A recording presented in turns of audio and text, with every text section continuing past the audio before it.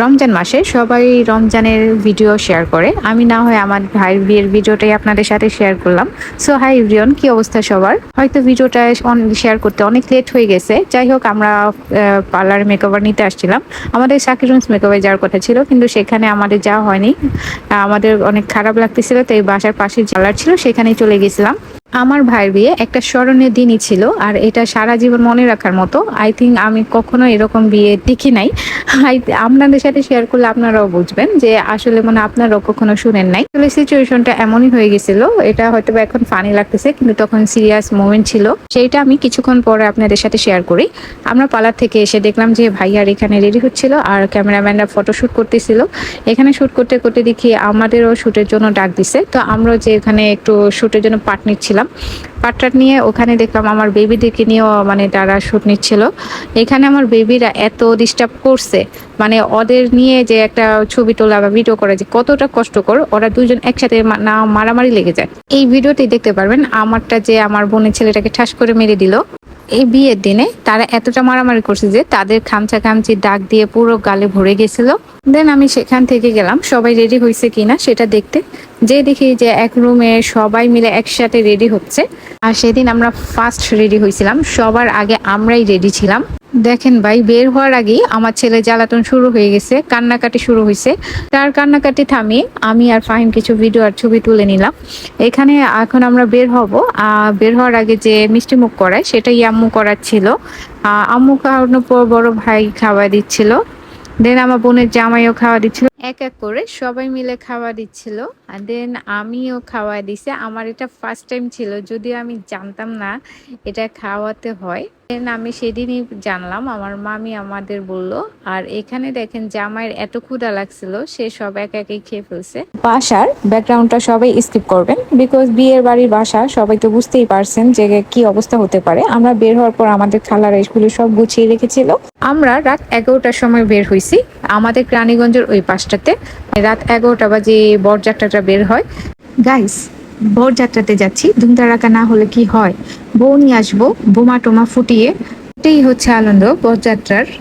এইটার কষ্টটা হচ্ছে বউদের। বউরা নিজের জামাইয়ের বরযাত্রা বউরাই দেখতে পারে না। বাবির পালা থেকে আসতে লেট হয়েছে, তাই বরযাত্রা বের হওয়ার সময় কিছু কিছু জিনিস মিস করে ফেলছে। এখানে কি সবাই একটা জিনিস খেয়াল করছেন? আমার আর আমার ভাইয়ের ড্রেসটা সেম কালার হয়ে গেছে।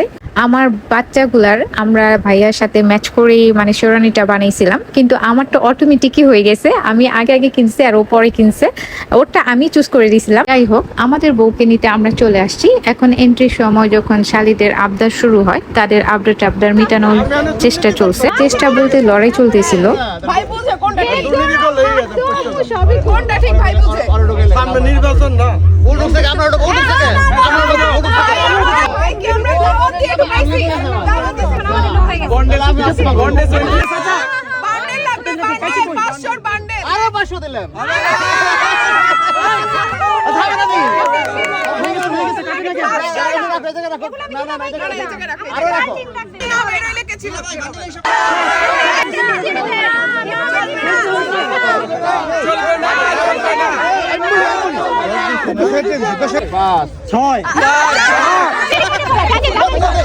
দেন তাদের আবদার মিটিয়ে এখন আমাদের বরকে এন্ট্রি করানো হলো।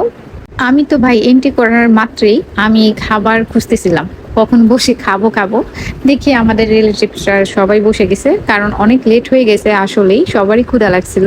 আর বিয়ে মানে প্রচুর খাওয়া দাওয়া, কোনো কথা নাই, নাক ডুবায়া শুধু খাও আর খাও। দেন বইয়ের এন্ট্রি হলো, আর আমাদের ক্যামেরাম্যানের সেখানে শুট নেওয়া শুরু করেই দিল। আর তাদের একই শুট বারবার নিচ্ছিল। আমার মনে মনে একটু বিরক্ত ফিল করতেছিলাম। আমি বলতেছিলাম, ভাই একটু তাড়াতাড়ি তাদের ভিডিও ছবিগুলো কর, আমাদের একটু খাইতে দে ভাই। যাই হোক, তাদের শুট টুট নেওয়ার পর আমরা গোল টোল করে দিলাম। দেন এই তো আমার শুরু হয়েছে আরেকটা পার্ট, হচ্ছে আমার বাবুকে খাওয়ানো। তাকে খাওয়া দাওয়া করিয়ে এখন সবাই মিলে আমরা খাওয়া দাওয়া করতে যাব বউ জামাইকে নিয়ে। ওই সময়ের মধ্যে জামাই হয়েছে জুতা চুরি, জামাই যাইতে পারতেছে না, তার শালিরা চুরি করে ফেলছে। তার কাছে সুন্দর করে চাইছে, আর সে সুন্দর করে জুতাটা খুলে দিয়ে দিছে। তার আবদার মিটায় এখন তার শালি তাকে জুতা পরিয়ে দিল। এখন আমরা খাওয়া দাওয়া করতেই যাব। ওই সময়ের মধ্যে আমাদের বউ খাওয়া দাওয়া করতে করতে হঠাৎ করে বমি সুমি করে অবস্থা খারাপ হয়ে গেছে। রাত 2টো বেজে গেছিল, তখন বউ তার বাসাতে শুয়ে পড়ছে। আমরা সবকিছু তার খুলে জুয়েলারি খুলে দিয়ে ফ্রেশ করিয়ে দিয়ে তারপর বাসায় চলে আসছি, কারণ ওই সময়টা বাসা নিয়ে যাওয়াটা ঠিক হবে না। তো বউয়ের এখানে কোনো বিদায়ী হয়নি, তো এই অবস্থা খারাপ ছিল যে ইঞ্জেকশনই দিতে হয়েছে, কেয়ার করা ছিল। দেন আমরা সবাই বাসায় চলে আসছি।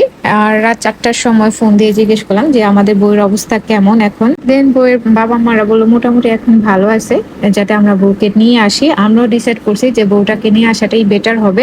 আমরা মেয়েরা কেউই যাইনি, আমাদের ভাইদের পাঠিয়ে দিয়েছিলাম, তারা যে নিয়ে আসছে।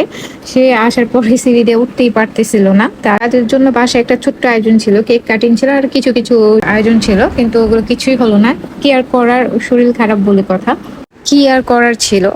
দেন আমরা 5টার সময় এসে আমরা একটু কোনো মতো কেকটা জাস্ট তাকে দিয়ে একটু কাট করাইছি, যেহেতু কেকটা নষ্ট হয়ে যাবে। আমাদের বাসায় অনেকে মনে করছিল যে কান্না করতে করতে অজ্ঞান হয়ে গেছে মনে হয়, আসলে কান্না করার আগেই তার শরীর খারাপ হয়ে গেছিল।